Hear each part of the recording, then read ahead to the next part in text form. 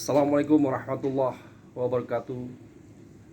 Apa kabar para pemirsa Pro Rijali, program reportase pejalan kaki dan juga para pemirsa Blakotak Belantika Kupasan seputar kita.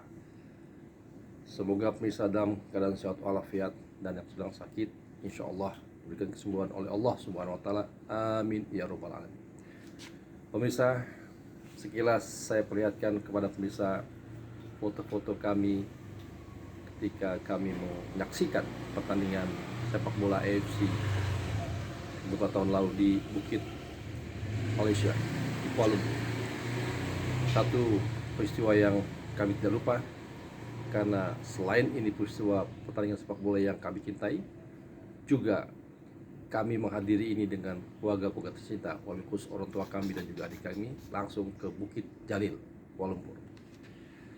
Dalam kaitan ini pemirsa, saya ingin mengomentari pertandingan yang baru saja kita saksikan tadi malam antara Indonesia dan Guinea yang terjadi di Prancis.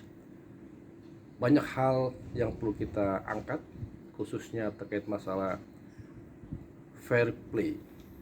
Fair play itu menyangkut berbagai elemen, baik itu elemen kepanitiaan dan juga elemen-elemen sifatnya para pemain dan juga yang terutama adalah wasit itu sendiri. Setelah kita amati secara langsung bahwa dalam kaitan pertandingan antara Indonesia Guinea yang akhirnya dinyatakan menang oleh Guinea 1-0, ternyata mengandung satu kontroversi yang nyata-nyata perlu kita bahas, kita angkat terkait masalah terjadinya kecurigaan bahwa penalti yang dilakukan oleh Guinea itu bukanlah penalti yang berasal dari satu pelanggaran yang terjadi, tetapi itu ada upaya-upaya untuk mempengaruhi wasit yang memang tidak bisa melihat secara langsung dan bisa dekat. Apalagi ketika zaman-zaman pertandingan ini kita mendengar atau bahkan menyaksikan banyak hal yang terjadi atau dianulir dikarenakan penggunaan VAR, macam electronic pengawasan. Dan dari hal ini, satu hal terkait masalah tadi kami sampaikan bahwa fair play, bahwa sistem yang terjadi dalam pertandingan ini tidaklah begitu terbuka, karena pada dasarnya untuk hal-hal yang sifatnya sangat vital, strategik, yang mengakibatkan suatu pihak mungkin bisa merasa dirugikan, wasit harus bisa memutuskan untuk melihat kejadian yang sesungguhnya, apa yang terjadi, apakah itu pelanggaran atau hanya tipu-tipu. Nah, itulah satu hal.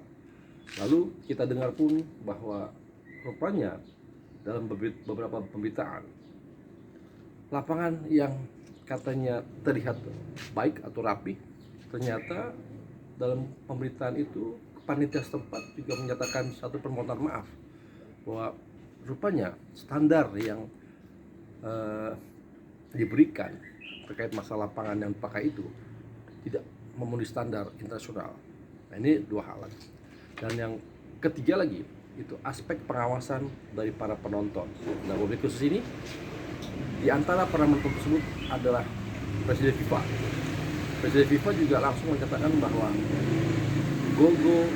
gol yang diciptakan oleh pemain Guinea pada saat penalti itu tidak sah karena dihasilkan oleh sesuatu yang tidak jelas. Oleh karena itu pemirsa, jadi saya sebagai seorang penonton dan juga seorang warga sangat berkepentingan untuk mengomentari hal ini, karena dari sisi permainan kedua belah pihak sebetulnya berimbang dan bahkan Indonesia bisa dikatakan punya strategi yang begitu baik, dan begitupun Guinea, mereka baik juga, namun mereka datar, sehingga kita bisa melihat bahwa pertandingan ini berakhir dengan skor yang 1-0 tidaklah yang begitu banyak gol-gol yang biasa kalau kita kalah telak dikarenakan kualitas kita tidak baik. Inilah pemirsa tanggapan kami terkait masalah pertandingan sepak bola antara Indonesia dan dunia. Kami menilai tim Indonesia, Garuda Indonesia U3 senantiasa berjuang baik. Dia ingin mendapat yang terbaik walaupun nasibnya memang dalam hal ini belum begitu baik. Namun jangan pantang mundur, karena kami melihat bahwa setidak-tidaknya apabila ada satu badan yang memang ingin menegakkan satu sistem yang fair play, maka perlu ditinjau apakah itu penalti benar-benar terjadi karena pelanggaran atau tidak. Demikian pemirsa. Wassalamualaikum warahmatullahi wabarakatuh.